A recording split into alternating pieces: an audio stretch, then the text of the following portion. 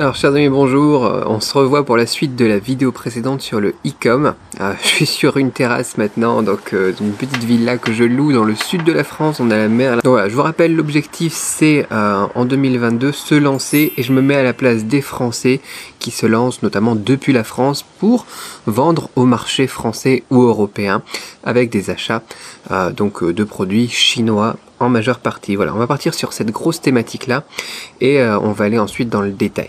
Donc en tout cas merci sur la dernière vidéo qui a déjà 1000 vues, là ça fait genre 2-3 jours. Je vois que vous êtes chaud, donc merci à tous, merci pour les commentaires. Donc là je suis sur mon ordinateur, je pense pas que vous le voyez. Non. Et donc j'ai des commentaires, j'ai François qui a laissé sur la vidéo, voilà, ouais ça m'intéresse donc de voir comment est-ce qu'on fait de zéro à entrepreneur aguerri. On a Sabrina qui était intéressée parce que j'avais mentionné la publicité gratuite aussi, on va en reparler d'ailleurs dans cette vidéo aujourd'hui. On a Tangavi qui était intéressé par l'aspect statut d'entreprise, donc on va aussi mettre tout ça. On a Kartagosk, je sais pas comment ça se prononce, qui était intéressé par la gestion de l'IOSS et de la TVA. Ça pour moi c'était un des gros changements donc en 2021. On a une question aussi sur 1688, la Yalobaba, donc le site chinois et les entrepôts de fulfillment en Chine. Ok, plein de choses, effectivement, vous êtes chaud, donc on attaque ça. Aujourd'hui, dans cette vidéo je voudrais présenter un petit peu les grandes lignes. On va aller tout attaquer dans le détail bien évidemment, mais avant j'aimerais qu'on regarde ensemble les grandes lignes. Qu'est-ce que c'est le big picture, comme on dit en anglais? Je fais Jean-Claude Van Damme quoi.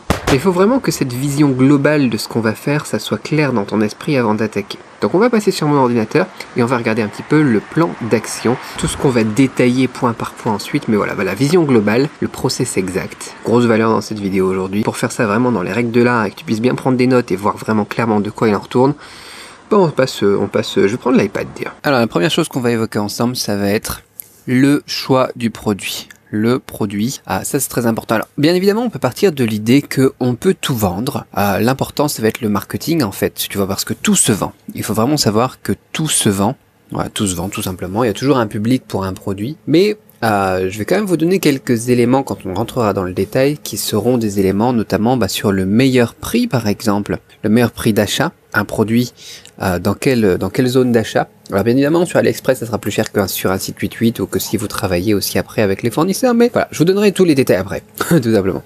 Alors prix d'achat, effectivement, le prix de vente, quelques éléments qui font qu'on soit sûr tout simplement de pouvoir encaisser, ce qui peut être au niveau donc justement de ce qui va nous faciliter le marketing. Parce que c'est bien de dire que tout peut se marketer, mais au final, si on part avec quelque chose qui est plus facilement marketable, qui est plus vendeur, forcément, on aura plus de chances de réussir. Ensuite, je vous donnerai aussi quelques éléments qui vous aideront justement à comprendre un petit peu cette logique de prix d'achat, de prix de vente.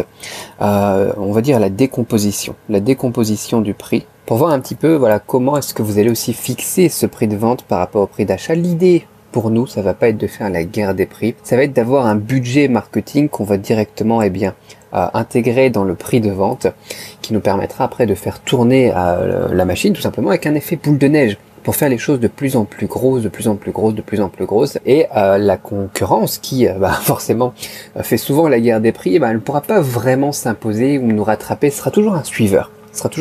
Parce que justement, ils n'auront pas ce budget marketing et ils n'auront pas tout ce que nous on va faire. Voilà. Donc voilà pour le produit, on reviendra là-dessus, l'important c'est vrai que c'est quand même le marketing et que tout se vend. Voilà, je sais que c'est ce qu'on dit, tout se vend, mais il y a quand même quelques éléments qui vont nous aider. Ah oui, au niveau du produit, quand même important, ce qu'il faut surtout pas faire, ce qu'il faut éviter, il y a des produits que moi j'évite de traiter, parce qu'ils sont vraiment très complexes ou ils sont risqués. On veut pas avoir tout simplement des soucis que ça soit, mais c'est même pas légal en fait, c'est plus éthique à partir du moment où il peut y avoir des produits qui peuvent causer des problèmes, qui peuvent causer des blessures, qui peuvent causer des soucis vraiment qui sont très complexes à gérer, qu'on peut gérer bien évidemment, mais que je vous recommanderais pas dans un premier temps, donc on en reparlera aussi. Allez, on va essayer d'aller vite parce qu'il faut que je vous présente vraiment le big picture le plus rapidement possible pour que vous ayez tout en tête, donc on va pas être trop dans le détail. Qu'est-ce qu'on va faire une fois qu'on a un produit? Quand on a un produit, on va lancer une boutique. Voilà, on lance une boutique. Ça sera la deuxième étape. Et on va lancer une boutique rapidement. Ce qui est important, c'est d'aller rapidement, donc vous pouvez prendre des notes aussi, pour tester le produit. Voilà. Donc plus tard, je vous donnerai toutes les astuces pour que le truc soit vraiment bien fait, mais grosso modo, l'idée ici, c'est le speed over, comme ils disent, perfection. L'idée, ça va aller d'être très très vite. Tu vois, et c'est justement, j'avais un commentaire de Stéphane, je crois, dans la vidéo précédente qui me disait « Est-ce que Shopify est toujours d'actualité ?» Oui, justement. Vous pouvez, si vous avez envie, vous pouvez faire des WordPress, des Joomla ou n'importe quoi, tu vois, des Magento, des PrestaShop, peu importe, je m'en fous en fait. Ou même un site sur Wix, tu vois. L'important pour moi, c'est que vous commencez avec quelque chose qui va aller très vite à implémenter et que vous allez pouvoir tester tout de suite. Quelque chose qui va être voilà, good enough, j'ai envie de dire, qu'il soit suffisamment bien pour pouvoir vendre et encaisser le plus rapidement possible. Et pour ça, forcément, on va utiliser Shopify. Voilà, c'est pour ça.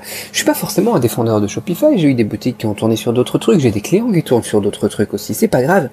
L'important pour moi, c'est que là, vous alliez vite pour tester le produit. Le produit, on va le sourcer d'ailleurs justement sur AliExpress, dans un premier temps. Pour aller vite, encore une fois, l'idée, c'est ça, c'est d'aller très vite. Là où on va devoir mettre l'effort, ça va être sur la publicité. La publicité gratuite à la Noah Kagan, tu vois, la pub, soit gratuite, soit payante, avec un faible budget, je sais pas moi, 50, 100, 200 euros, aller sur une journée, on va dire, ou 50 euros par jour pendant 4 jours, pour avoir une première vision sur le projet. Ok ? L'idée, c'est ça, de lancer une boutique rapidement, et on va faire ça vraiment le plus vite possible. Donc Shopify. Alors, vous allez tout de suite me poser la question, puisque c'était une des thématiques aussi, qu'est-ce qu'on fait pour l'entreprise? Donc on va faire un petit point pour l'entreprise. Pour l'entreprise, pour aller vite, on va aller en auto-entreprise. Vous pouvez même commencer sur le compte perso.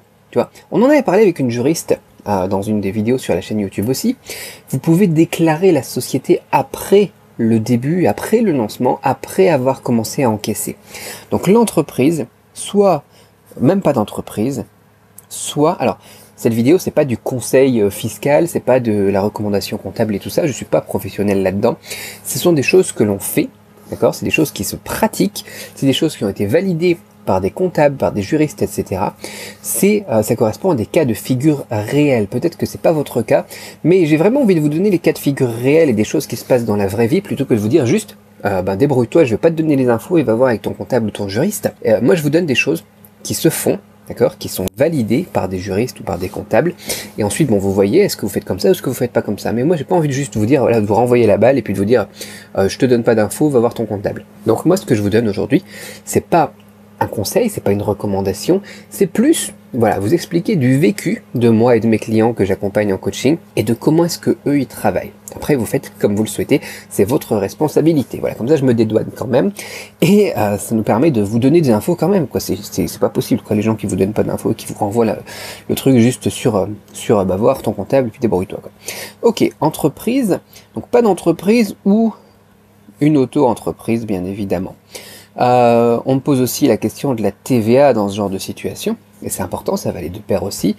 L'expéditeur ici, ça va être le vendeur AliExpress. L'importateur, du coup, ça va être le client. Donc vous vérifiez que le vendeur, il a son entrepôt où lui est enregistré à l'IOSS. En règle générale, il n'y a pas de souci, et du coup, pas de frais supplémentaires. Donc ça va être la TVA qui va être gérée directement par le fournisseur, et vous êtes un petit peu l'apporteur d'affaires, j'ai envie de dire. Voilà. Je vous donnerai plus de détails sur ce montage et un petit peu ce que font les personnes donc, que j'accompagne ou les personnes que je côtoie. Et puis je vous donnerai tout ça voilà, dans la suite, mais vite fait. Voilà, c'est pas vous qui allez payer la TVA au niveau du colis, ça va se faire au niveau de l'expédition depuis le fournisseur et sans frais supplémentaires. Pourquoi? Parce que AliExpress, c'est quand même déjà bien cher, ils s'en mettent bien, ils se mettent bien du beurre dans les épinards, je sais pas si c'est quoi l'expression pourrie, et du coup, ils vont vous faire ça sans aucun souci, ok? Et donc là, on a déjà quelque chose qui va pouvoir tourner et encaisser avec peut-être quelques heures de travail seulement, un jour ou 4 de pub en fonction de comment est-ce que vous l'avez tourné, on regardera ça dans le détail aussi, et vous savez déjà, est-ce que vous êtes rentable, est-ce que vous n'êtes pas rentable, est-ce qu'on garde, ou est-ce qu'on recommence? Dans tous les cas, à ce moment-là, au troisième point, on est maintenant, vous avez lancé le truc déjà, tu vois, ça a pris, allez, on va dire 4-5 heures pour préparer le truc, 1 à 4 jours pour voir déjà si on est rentable, et là, donc vous avez cette réponse, soit vous êtes rentable, soit vous êtes, normalement, en break-even. C'est-à-dire que vous ne perdez pas d'argent dans tous les cas. Si possible, si vous avez commencé en plus avec de la pub gratuite, comme on verra après dans le détail, vous êtes dans tous les cas pas perdant, rentable. Un petit peu rentable ou beaucoup rentable. Et là, c'est à vous de voir. D'accord ? Soit vous êtes très rentable et puis on continue, on garde et on va passer à l'étape suivante. Soit vous trouvez que vous auriez envie plutôt de faire un autre produit, ou bien alors que c'est pas aussi rentable que ce que vous voudriez, et vous voudriez quelque chose, voilà, parce que c'est votre boutique 2022, donc encore plus rentable, eh bien, on recommence tout simplement, on retourne à l'étape 1. Voilà. L'important, c'est aussi la motivation. Tu vois, au niveau de la rentabilité, etc., parce que vous allez vous rendre compte que ce produit, au final, il y avait un petit souci qui vous plaît pas, ou il y a un truc qui s'est pas passé comme vous voulez, etc. Tu vois, faut rester motivé, quoi, pour pouvoir scaler après. Et donc, on va, dans ce cas-là, retourner à l'étape 1. Si vous avez choisi de garder, fantastique, c'est fantastique, on peut commencer à scaler et à la marger encore plus. Notre travail maintenant, ça va être de marger davantage. Peut-être que vous avez déjà fait 100K, mais sur ces 100K, vous avez que, je sais pas moi, 5-10K de bénéfices. Et maintenant, ce qu'on va aller faire, c'est essayer de travailler pour avoir encore plus de bénéfices en travaillant sur la chaîne d'approvisionnement, sur la logistique, etc. Et en même temps qu'on va travailler à marger plus, bien évidemment, on va aussi essayer d'avoir une expérience client encore meilleure.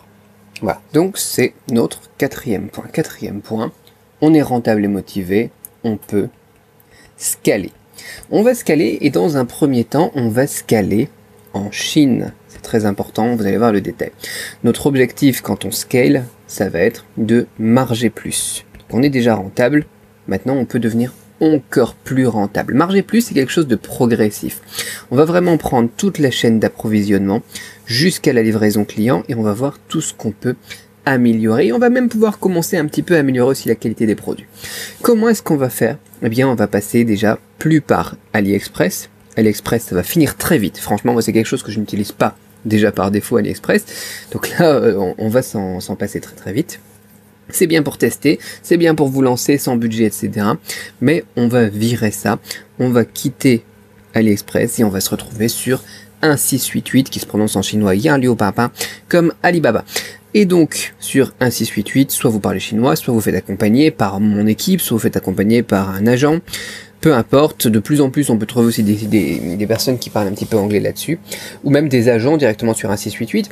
Voilà, je vous expliquerai un petit peu tout ça dans le détail, d'ailleurs il y a même des techniques pour trouver des agents sur un 688 qui sont vraiment pratiques, et vous allez pouvoir commencer à travailler, notamment avec un mini stock tampon. Donc déjà, on va passer au niveau du sourcing sur un 688, 2, on va passer au niveau du stock, avec un stock tampon, un stock en flux très tendu local en Chine. Il faut savoir que sur un 688, pour aller jusqu'à votre stock, on peut avoir ça aller en 48 heures en moyenne. Et ensuite, donc, ça sera livré ici avec quelque chose de beaucoup plus qualitatif vers votre client.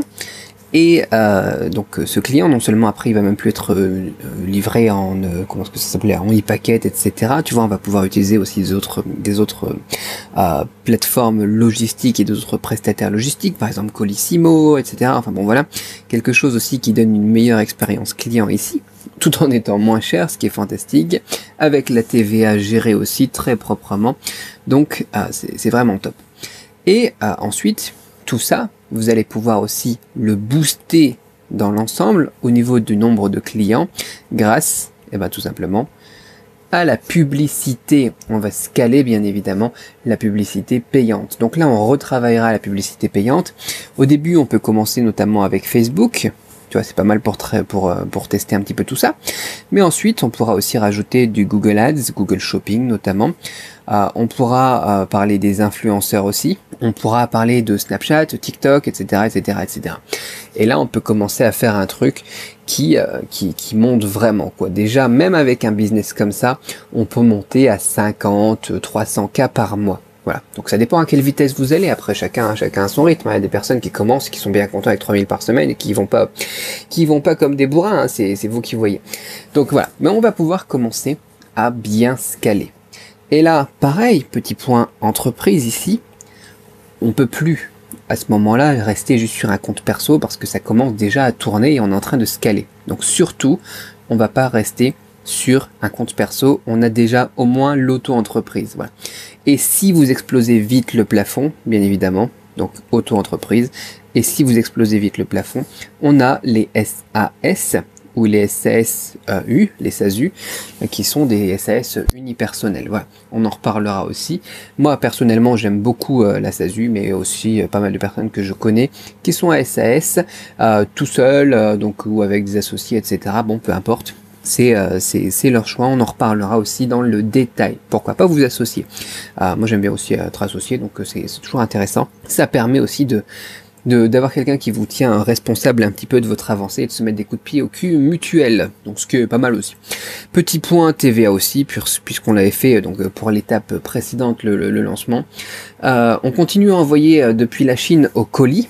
Vous l'avez vu ici avec notre petit entrepôt en Chine. L'entrepôt c'était ici, enfin, peu importe.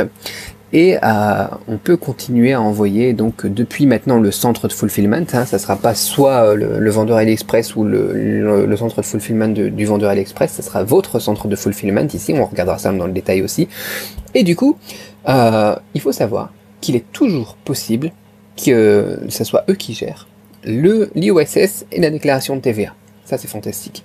Alors bon, bien évidemment, étant donné que les centres de fulfillment, là on est vraiment pas cher pour faire envoyer des colis, un vraiment très bon rapport qualité-prix par rapport à AliExpress, on se fait quand même, voilà, c'est vraiment violent les prix sur AliExpress, le prix du produit est gonflé justement pour ça.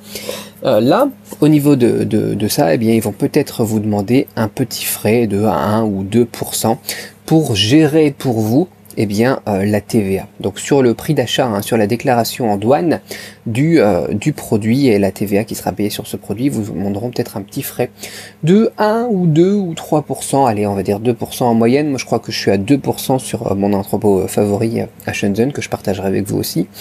Et puis du coup comme ça, voilà, vous n'avez pas à vous occuper de ça, ça vaut largement le coup. On est toujours un petit peu sur le modèle de l'apporteur d'affaires, mais voilà, ça devient un petit peu plus, voilà, c'est un modèle transitoire encore une fois, et on va voir ensuite pour la suite. Mais déjà ça nous permet de commencer à scaler et d'avoir quelque chose qui va avoir une meilleure expérience client et beaucoup plus de marge. Et ensuite on va pouvoir passer à l'étape suivante. Étape suivante, qui est l'étape 5 je crois. On arrive, et bien tout simplement sur la consolidation. Tu vois, peut-être que au début, tu vois, on fait 50, on fait 100K, on fait 300K par mois, mais après, il faut les maintenir.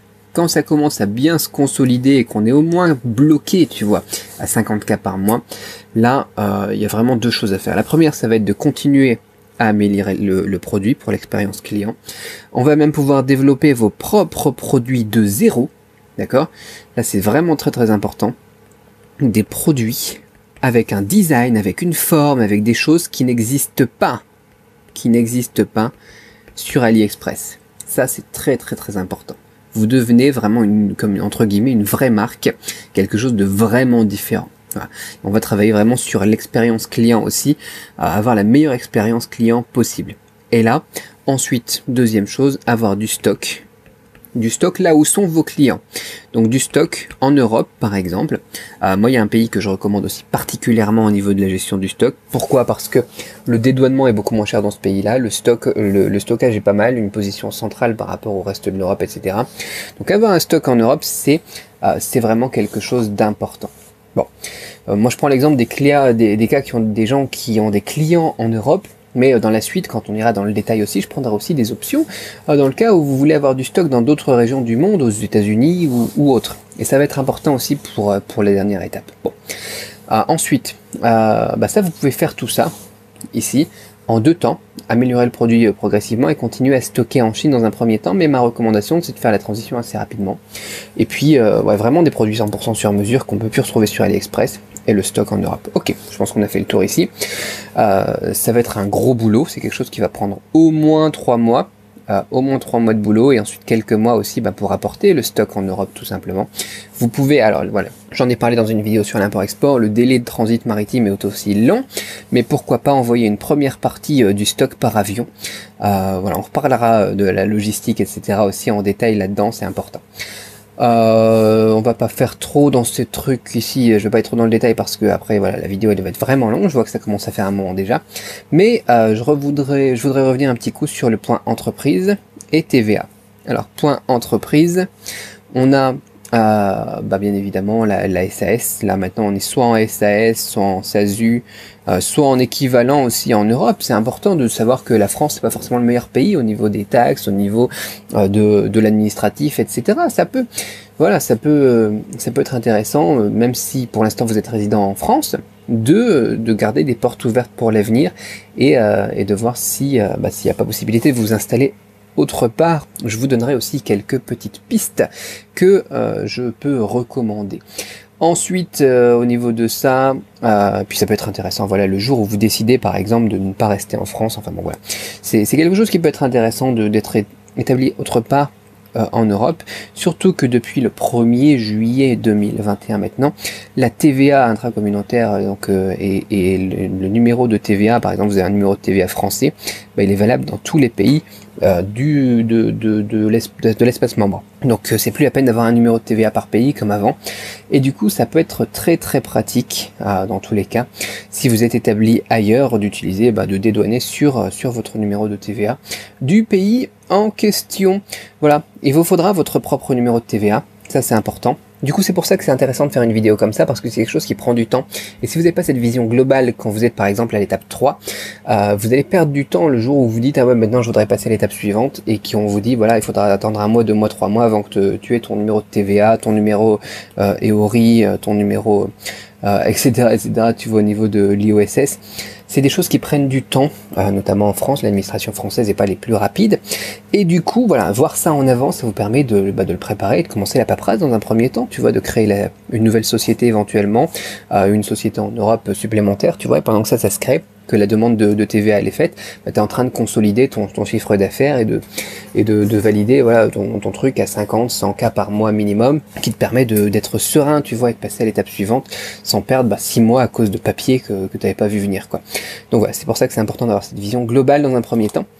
Et puis, voilà, maintenant vous maîtrisez toute la chaîne d'achat, chaque frais de A à Z, et du coup, vous allez payer la TVA, normalement, j'ai envie de dire, sur les ventes des produits, tout simplement.